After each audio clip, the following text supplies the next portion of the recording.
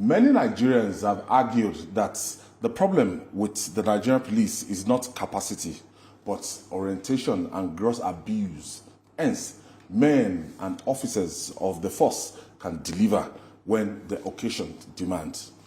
It is another success story for the Ogun State Command, as some personnel neutralized 2 kidnappers causing havoc on the Shagamu-Ijebu-Ode Benin Expressway during a rescue mission. In a gun duel, the police killed 2 of the kidnappers, secured the release of 2 Indians, and recovered 7.9 million naira, suspected to be part of the ransom collected from victims. The success was recorded in collaboration with local vigilantes. Attached to the first box with registration number FST 686YH, exchanged fire with the kidnappers and managed to escape with all the occupants of the first vehicle, while 3 Indian nationals, namely Tajaram Chuan, male, Kadua Pradhan, male, and Medanin Katwada, male, all inside the second bus without police escort, were all kidnapped to an unknown destination. The anti-kidnapping section of the command, in concert with police formations in the Axis and other local security agents, swung into action by combing the area. Policemen engaged the kidnappers in a fierce gun battle in the forest along Benincity at Papalanto around 16:30 hours of 7th May 2024, and succeeded in the rescue of the 3 victims on earth. In the course of the encounter, 2 of the 6 kidnappers were demobilized. 2 AK-47 rifles, 1 single-barrel locally made gun, 1 sword, cell phone, and criminal shanks, with 65 rounds of live ammunition were also recovered. The likely ransom loot of the 2 demobilized kidnappers of the sum of 7,900,000 naira and 1,500 rupees were also recovered. The 2 demobilized suspects have been deposited in the public mortuary, while intensive efforts are ongoing to arrest. Babajide, anytime the Nigerian police force, they want to work, they go all out, they work. Yes. Do you understand? No matter how high or how difficult the investigation, they deliver. So at a point in time, we're just feeling that this happening in Ogun State Police Command, that is a big one. And Benjamin Ubiri is just joining us. Thank you for joining us, Benjamin. Thank you very much. Making your debut on Journalist Hangout. You're welcome. Thank you very much. It's an honor to be here. All right. We're talking about the Nigerian Police Force and their exploits in Ogun State Police Command, that they apprehended those people that kidnapped 2 Indians and recovered 7.9 million naira, and which was like suspected to be part of the ransom. So that anytime the police want to work, they work.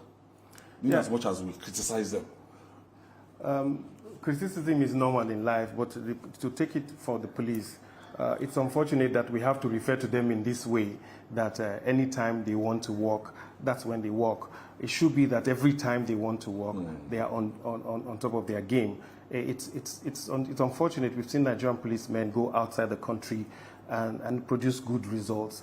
They go for courses and they are top of their classes. But when we come here locally, and to be fair, we see them also perform credibly on cases both locally and internationally. But on a scale of, say, about 100, if you're doing a survey and you look at the Nigerian police, you discover that what the Nigerian people say about them, saying if they want to work, they work, it's a fair description of what they do.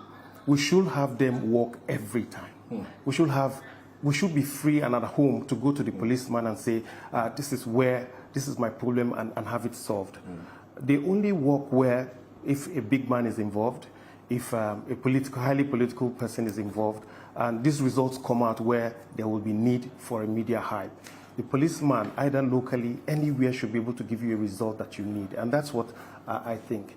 The Ogun State case is a good one. We credit them for doing a good job. But beyond that, we shouldn't rely on this. It should be a normal thing to say, look, this is what we expect the police to deliver, and not a kudos thing. It's a reflection of our country.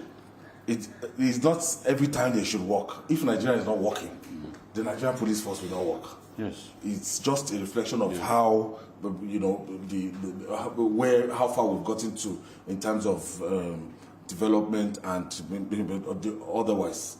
So Nigerian police force, if they are not well funded as a country. I get your drift. It's always said that every country gets the kind of law enforcement that it deserves. Nigeria deserves a much better law enforcement, and the police are in the forefront of fighting crime in our country, of even defending the country within its borders. But as you can see now, the army is very much involved in internal security.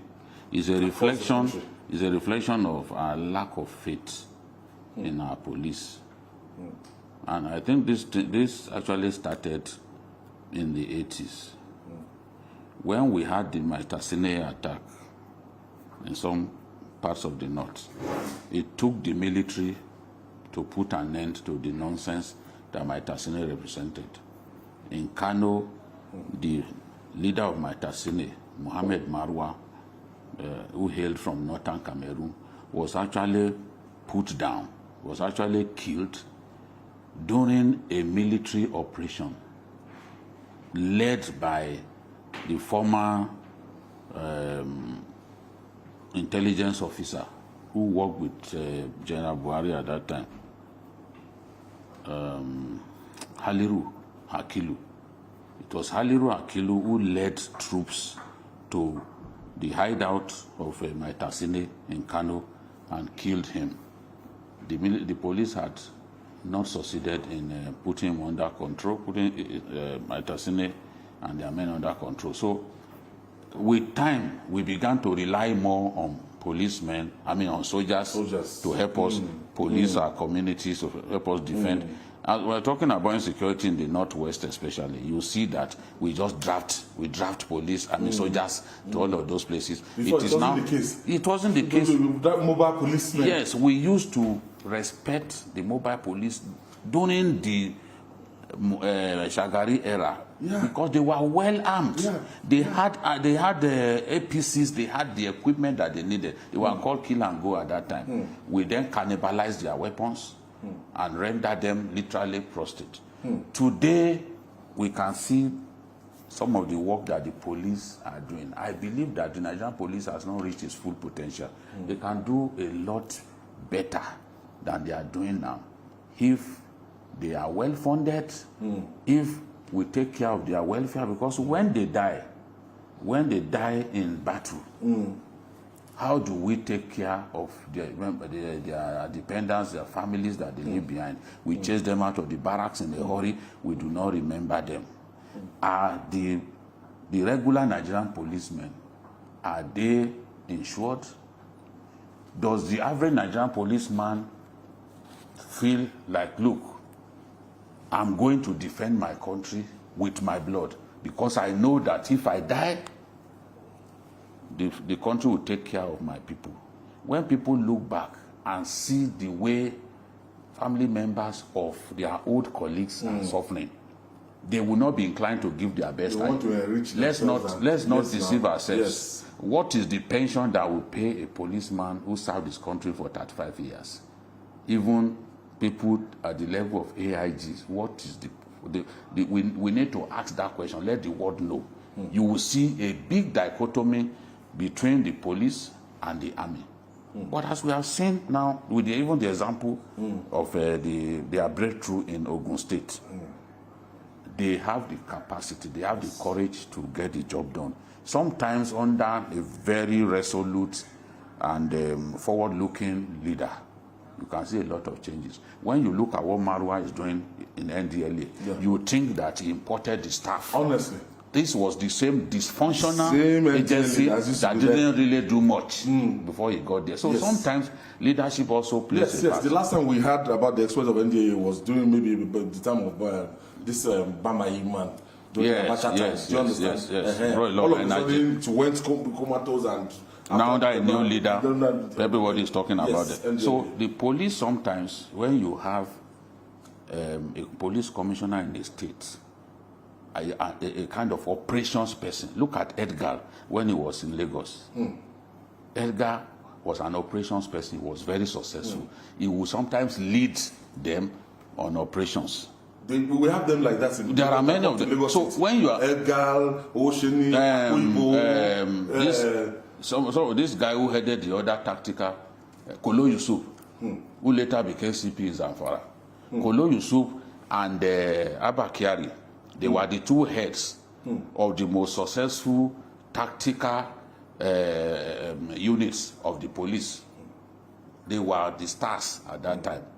So anywhere you send Kolo Yusuf to, maybe he's retired now, I'm not too sure, but you know that he will deliver. Abiodun Alamutu has done well in Ogun State. And there's still time for him to even do a lot more, you know. And we are seeing them, yes. We really want to encourage them after this breakthrough. Olatuji Disu, in Rivers State. Disu headed the IRT. OC, he headed SAS in Rivers State. So by the time they sent him back to Rivers, they sent him to a familiar terrain because he headed SAS. Bust anything in Rivers State. He knows the terrain, he understands. Look at the criminal who they had been looking for about 7 years. Yes. They eventually got him. The ones who killed that DPO, they've got him. They got them. They've wasted him. So when you put the right people, sometimes it has a way of the right leader. It has a way of affecting everyone. Look at what RRS has done in Lagos. Lagos State. It's a model for other states. You know, it's a model for other states to copy. So I'm proud of Alamutu, Abiodun Alamutu, and his boys. Talking about Benjamin, talking about funding, you know, it's very, very essential. A policeman cannot be buying his uniform. A policeman cannot be boots. You don't expect if you are guarding a place. We are told that even in installations that they guard, that they have to pay for their pistol. What do they call it? Bullets. Yeah, well, I think we are looking at it in two different paradigms. On the one hand, we commend the police for this breakthrough. But on the other hand, we are saying this same police is not doing well because they are underfunded. So are those the people who are doing this breakthrough, are they getting funds from somewhere else? The bottom line is that there is a training. There is a minimum requirement from any policeman in this country. And there is no excuse whether you are funded or not. If you have a problem with the job, you leave it. It's like talking to a journalist and say, look, you buy your own radio, you buy your own recorder, sometimes you buy your own camera. The essence is that you deliver on the job. Every policeman has a responsibility to Nigerians. The problems of underfunding of equipment are general. But in this generality, we also see people who deliver. And I'm worried that... why it affects operations especially. You go to an area where you can face command, criminals, and then you raise an alarm. Because I have seen this as someone who has covered the military, the armed forces generally, and there is not one serviceable vehicle that they can use. Do you know that how much is allocated to buy fuel? When I lost my car, the police asked me whether I could get a vehicle for them to go to the location where they suspected that my car was taken to. These things happen. No, you don't give them impress. Somebody talked about impress of 18,000 naira. What can 18,000 naira do in a month? If an accused is detained and he falls sick in the cell, you have to buy Panadol. You have to do everything. I said the tools to do the job. Everything. The tools. If you don't have it, you cannot deliver. These things are known. And we have a police service commission. We have the Nigeria police itself. Are we not addressing it? So police reforms is ongoing. And it continues. Underfunded. It's a big problem. Yes, I follow. The police, as it is now, is not as it used to be. There are some improvements, yes. But should we not model these improvements so that they can trickle down? People can learn. They are the same places where we're talking about problems, inefficiencies, and lack of funds. We are still getting results. What's happening? Some people have moved get beyond. far more results. Yes. That's the point. Do you understand? It would have been a general thing. There are places where there are no serviceable vehicles. A lot In some of cases, just two. Yeah, but for an area divisions. command. Yeah, but have you seen A lot of divisions. have you seen those vehicles that were donated by Dangote? Did you see how they manage them? Many of them are not even functional as of now. Would you have a regular vehicle given to you and within 1 year it's already bad? Is it because it's the police? Are other people not using those same kind of vehicles and they are still functional? You know, some of the vehicles that we are talking about, those sedans that Dangote and others gave them, they are not to be taken into forests and other places chasing criminals. Bandits. I'm saying that sometimes a whole area command has just 2 vehicles. So you find that sometimes they want to move, they want to fight the criminals, but they are static, they can't move. Go to an area command in Lagos and see vehicles that Disused. without tires, just disused, just there. So there is no way we can wish away the fact that the police is grossly underfunded. To be efficient. In Lagos, where the police, in my view, is the most efficient in Nigeria, the impact of the police trust fund that all these big companies Through are RRS. contributing money Yes. into a pool Yes. where they buy. It was started by the President Tinubu. There was a day that the governor of Lagos State bought equipment worth more than 2 billion for police in one day. If you remember, Ambode time. Yes, He bought in one helicopter, day. he bought everything. Even Forensic. boats for the naval unit of the police. How come the police at the larger level or the from the headquarters cannot do those things by themselves? If states are not funding the police, they won't even come close to achieving what they are achieving. Benjamin. Well, I think on this issue, I'll just want to leave it that no matter how underfunded the police is, let's get some level of result. We're not getting enough from what we are putting into the police. When we didn't have the NSCDC, for instance, we thought the police could not do anything. But the NSCDC came up and went into certain places and produced results, and to the envy of the police. Then we saw them pick up and say, no, if these people who are like semi-civilians can come up and get this result. They went into areas where they were doing bunkering, produced results. Then we saw the police pick up. So we need that. We shouldn't make excuses for the police. Let them rise up to their challenge. Do what they need to do with whatever is available for them. Yes. We criticize them. We criticize them. We criticize them. We're not giving excuses. We criticize them. All right.